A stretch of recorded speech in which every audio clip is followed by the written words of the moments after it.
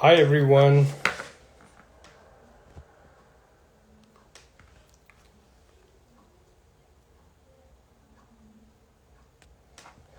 All right, thank you guys.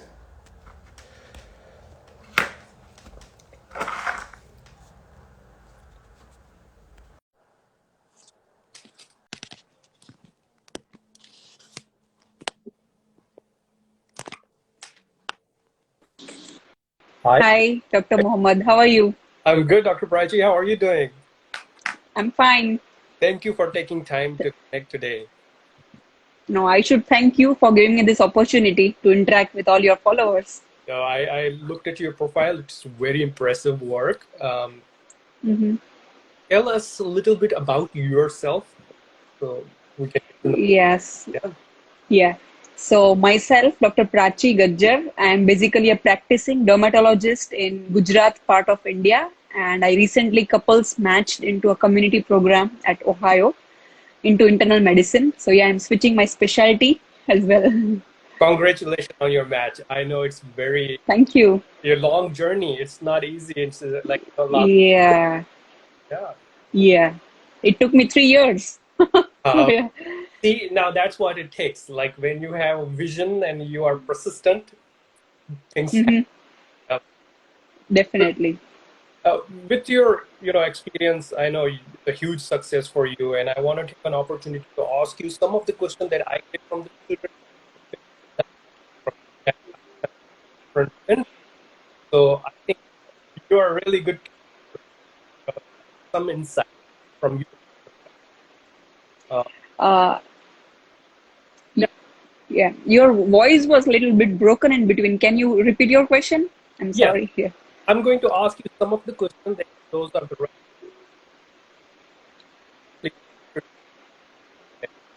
mind. The one question that I from the from India is medical school performance. In the process of getting a school performance during the Excuse. Yeah. Actually, a little bit voice is breaking down. I'm not able to hear your question. So, like, my internet is okay. all right.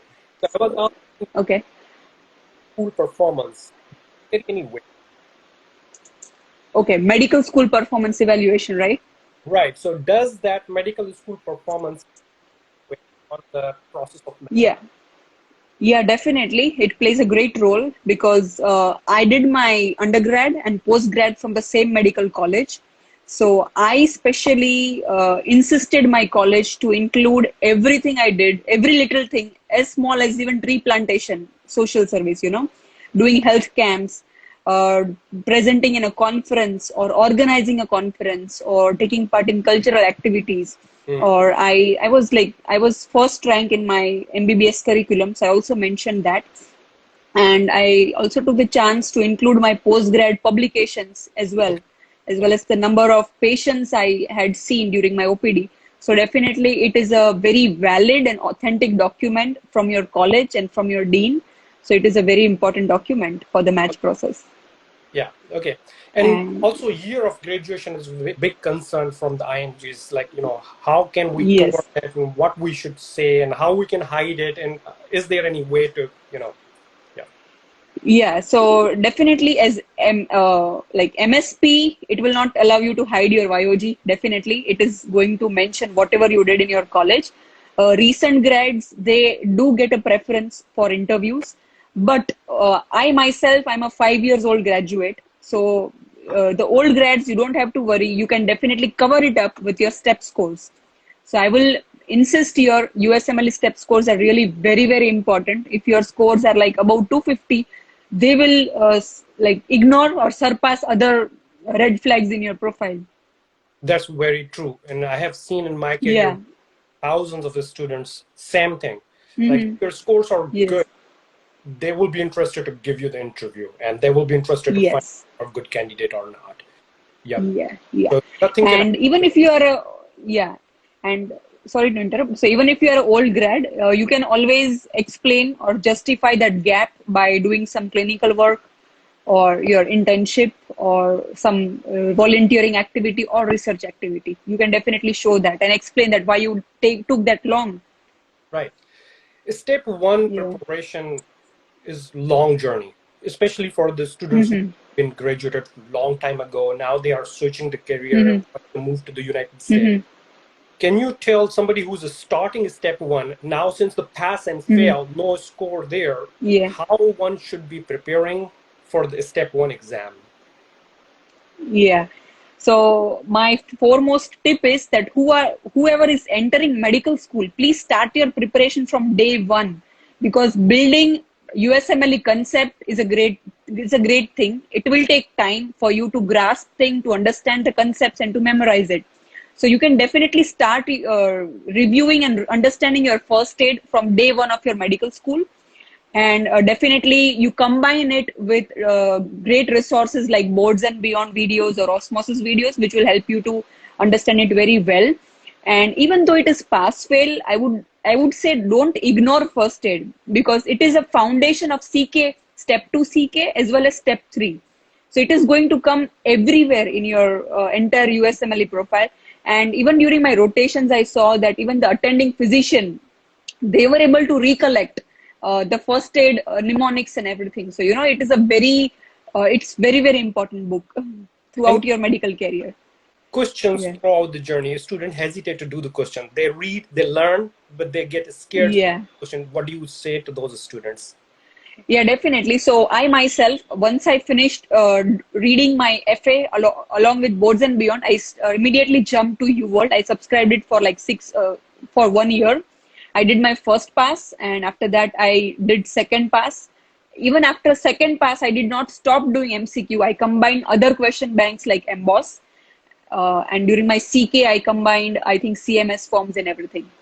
So yeah, MCQ solving technique is really very important. Apart from knowledge, you should be able to solve any type of MCQ. Yeah, that's what I have to say.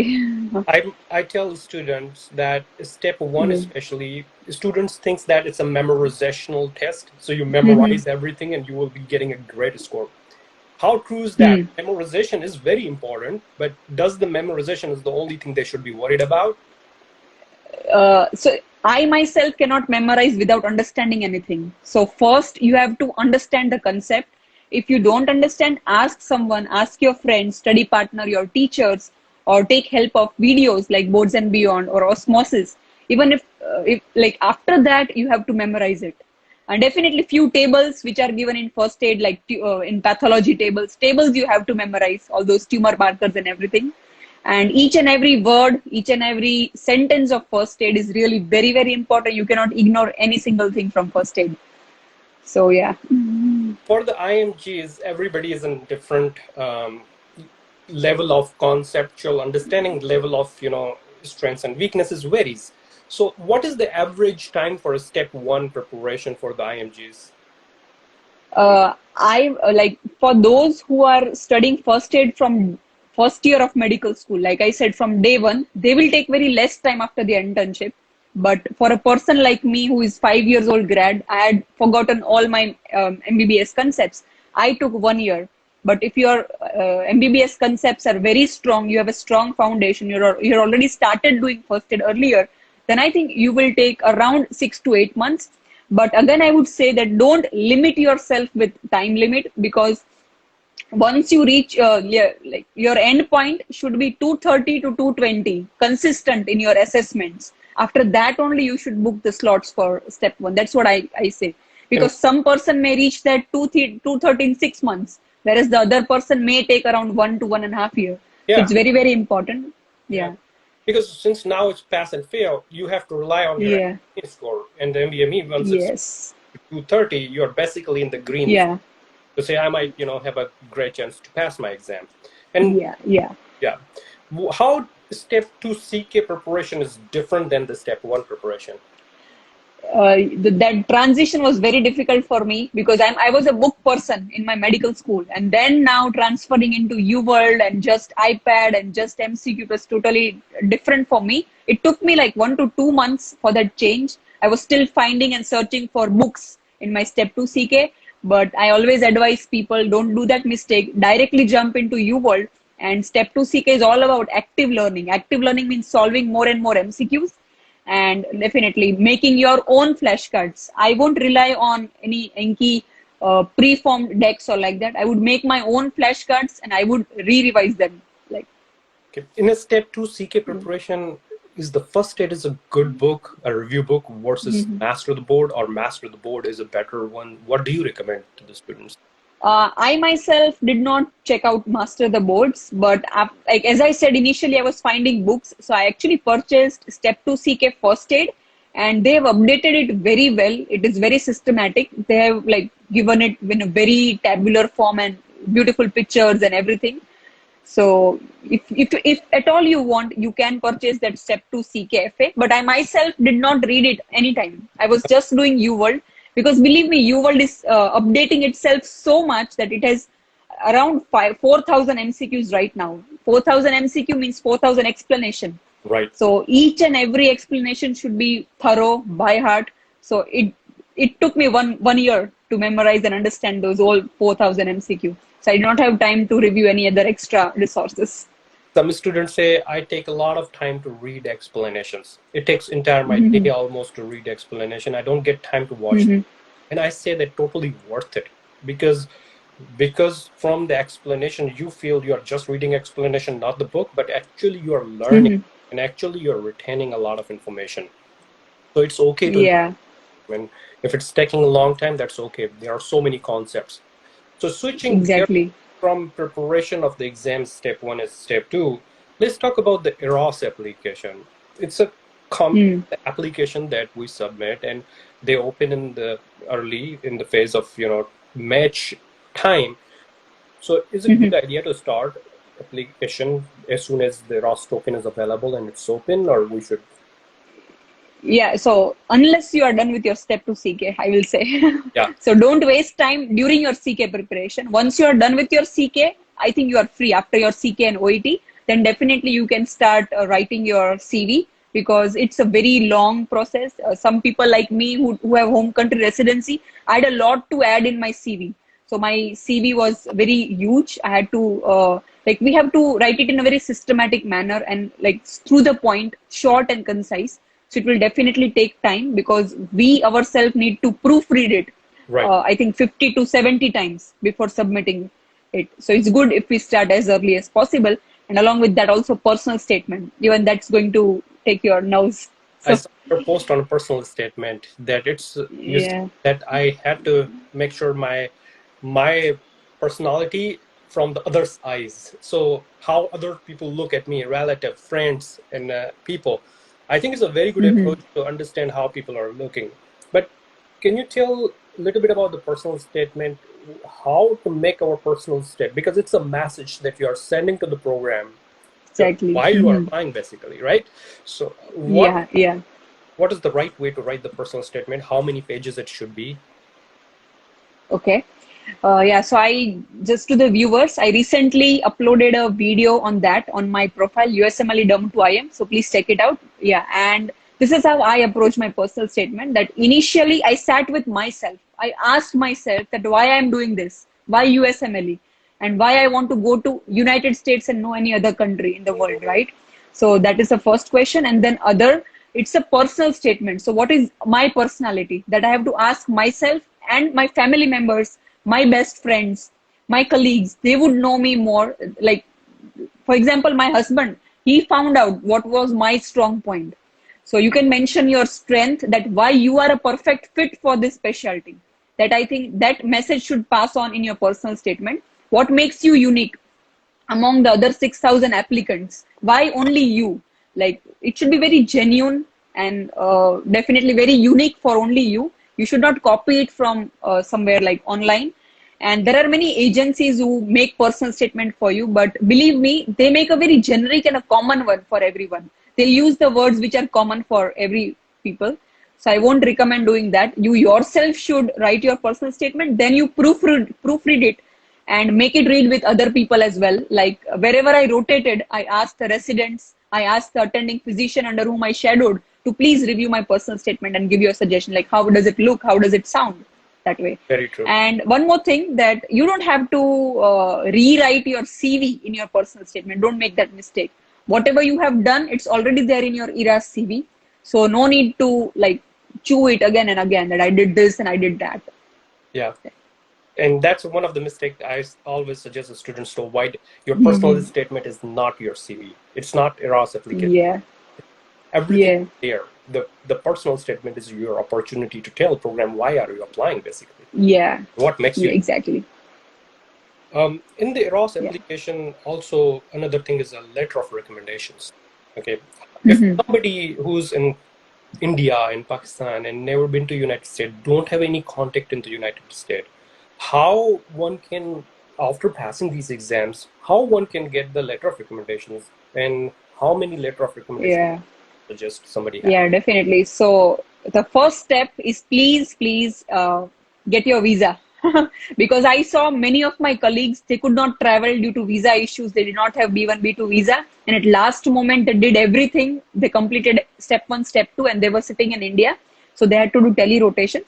So let me tell you, whenever you start your journey, apply for your visitor's visa so that immediately you can book or do hands-on rotations in United States. They are preferred over tele rotations, definitely. But if you don't have anything, you are stuck in your home country, tele rotations are better than your home country LOR, because definitely US physician written LOR is valued more than our home country written LOR.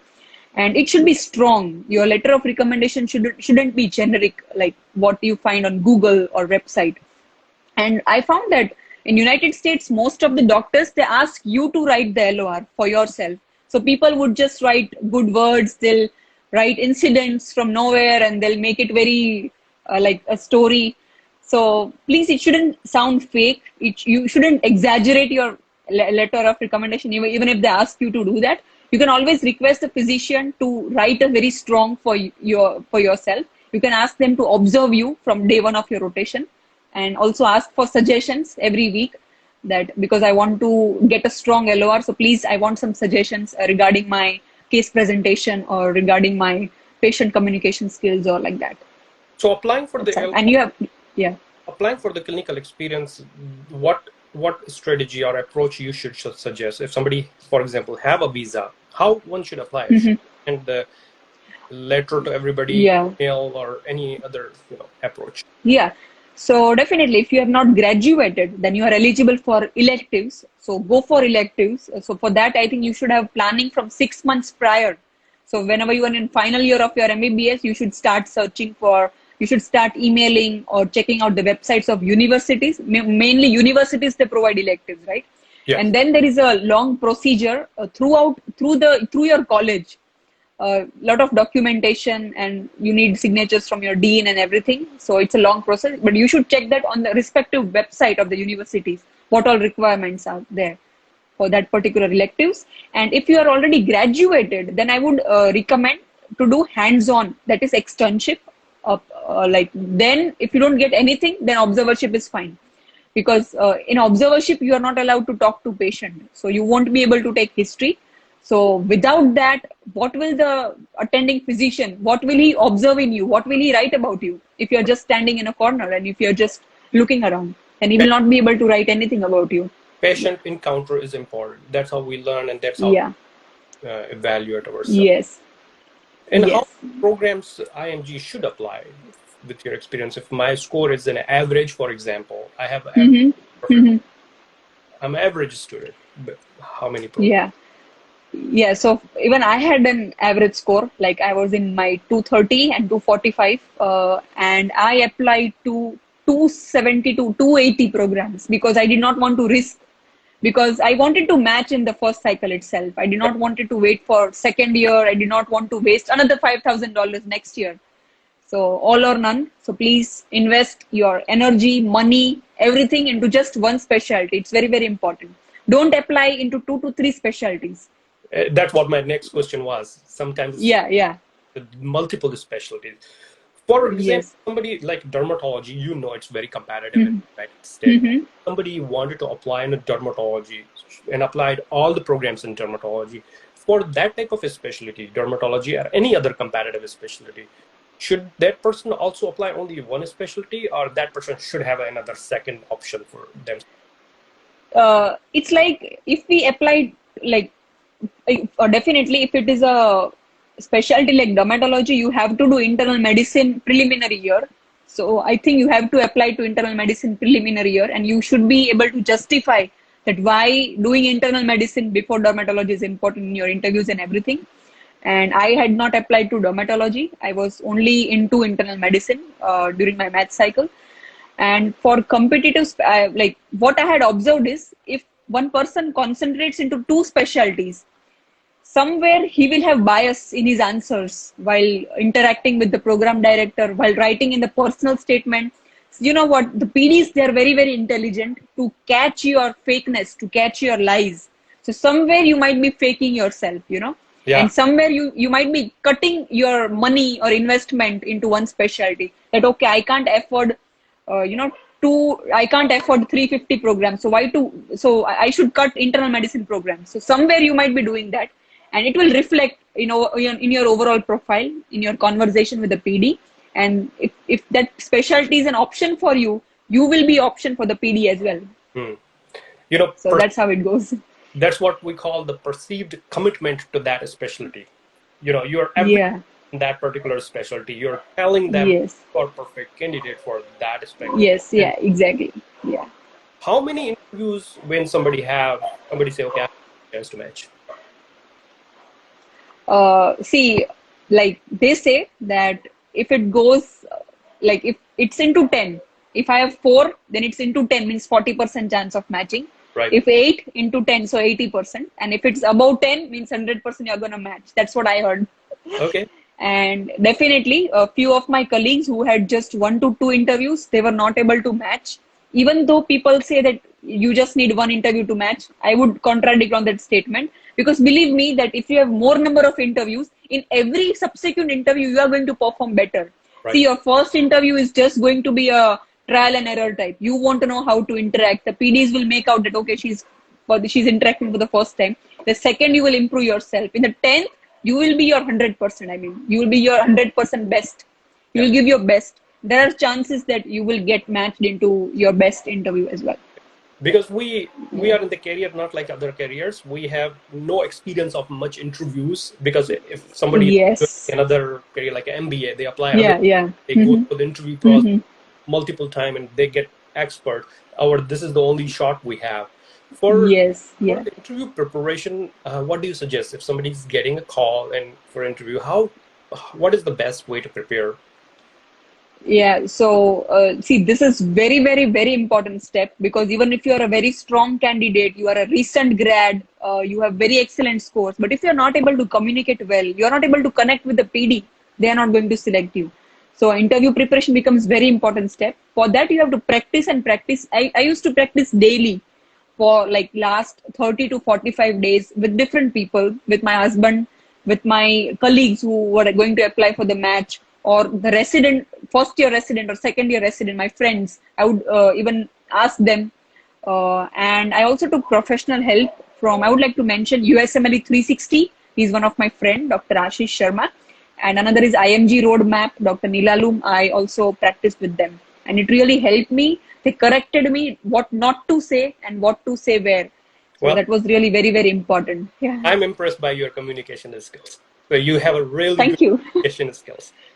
So Thank you. Thank you so much. one of the common questions you have noticed in the interview, they mostly ask, Hmm. different way, but they ask, and it's pretty difficult to answer that question. What should Yeah. I say that it is a very common ask? So, I mean, 100% of all my interviews, they asked me, why this program? More than why this specialty. Okay, they already know that you have applied to internal medicine, so you are interested into internal medicine. But more than that, they want to know that are you going to rank me high? That's their main concern. Right. So, you have to justify yourself that why this program, why this region. So that's how you have to answer it. And other questions they asked me, because I was switching my specialty from dermat to internal medicine. So I think 60 to 70% of them, they did ask me that why I'm switching. And I think the hobby question everyone asked me. I had 8 interviews, and all of them asked me, what is your hobby? What do you do in your free time? Because they don't want mechanics, they want a human being who is able to stabilize himself even during stress. So So They you were the common questions. even our previous experience carry its own weight because they know that you are, having such experience to deal with the difficult type of Hmm. that will be helpful. Yeah. But yes, I totally agree with you that those type of questions are very commonly questions and commonly asked question, and we should be prepared to answer properly. Yes. They can understand why the things are happening, Yes. whatever is happening. Hmm. About your interviews, you said mock interviews are important in asking. Hmm. How about the recording? Like if I record myself and listen to myself answering the question. Yeah. I mean, see, if someone like I will not be able to find mistakes in my own speech. Hmm. I will be very confident that whatever I'm saying is right. Is But it if I speak in front of someone else, he will find out. See, this is not looking good. This word you said, it's not good. That doesn't sound good. Please use this. Replace this word with that one. hmm. So I think that suggestions are very, very important. I call it repairing, not this but that. So the refining, polishing your speech, polishing your answer is very, very important. Initially, I was giving very long answers. Like I would just say stories behind every question, but it was not required. I learned it eventually that you have to be very short and quick. They don't have time to listen to your stories. Right. They'll just interview you for like 10 minutes. Few of them interview just for 5 minutes. So in 5 minutes, they are going to analyze you. So I think you should pass your message, whatever it is, in 1 to 2 sentences. That was very important. And for that, I think mock sessions, it did help me. And what you just said, I really want everybody to listen to that, what you just said, because this is Mhm. key to give the best interview. You got to give them the specific information so they can Yes. your answer and they can ask you relevant questions forward. Yes. Exactly. Yeah. Many people don't have any idea about the match, couple match. Uh, Mhm. so even I have a very limited information about the couple match. So can you Mhm. tell us how much is different and how Yeah. difficult is that? Yeah, yeah, definitely. And I made a detailed video on couples match on my YouTube channel, that is Prachi Gajjar USMD. So please check it out. And yeah, so basically couples match is when two individuals, spouse, best friends, brothers and sisters, or family members, they just inform the NRMP that we both are couples, we are matching together.